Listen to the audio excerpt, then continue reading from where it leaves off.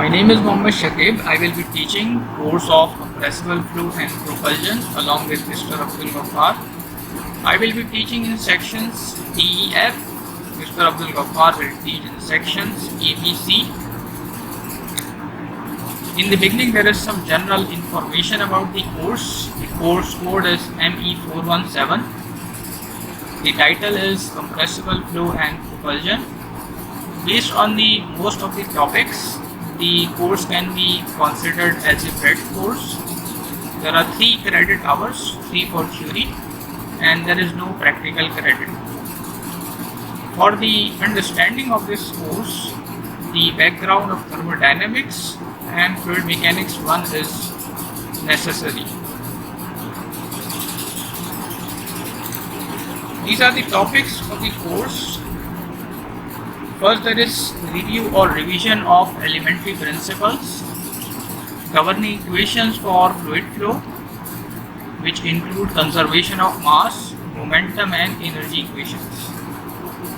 Then general characteristics of compressible flow, the important parameters of compressible flow, which include sonic velocity and Mach number. Then difference between different types of flows, which include incompressible and compressible, and within compressible there is subsonic flow, sonic and supersonic flow. Next topic is propagation of sound waves. The equations will be derived or obtained in terms of Mach number, and usually we will consider the perfect gases.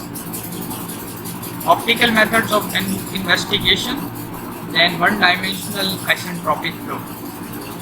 In the course, we will be discussing isentropic flows and non-isentropic flows. In isentropic flow, the effect of the area change will be discussed, and the devices for the area change considered will be converging and converging diverging nozzles. In non-isentropic flows, the topics are normal shock, the shock formation and the various types of shocks, weak and strong, stationary and moving, the working equations for the perfect gases in the presence of shock, and the shocks occurring in converging diverging nozzle, supersonic diffusers and pitot tube. Normal shock is a one-dimensional phenomena. Two-dimensional supersonic flows will include the oblique shock and the expansion flow, which is also termed as Prandtl-Meyer flow. Shock polar will be described for understanding the normal and oblique shocks. Then property variation across an oblique shock. The next topic is expansion of supersonic flow over successive corners and convex surfaces. Then next chapter will be compressible flow with friction, and it is also termed as Fano flow. Next is compressible flow along with heat transfer, and the effect of heating and cooling will be discussed on the change in properties of the compressible fluids. Last chapter will be propulsion. In propulsion, the engines such as turbojet, turbofan, turboprop, ramjet engines will be discussed, and the other topics are rocket engine, supersonic inlets, exhaust models.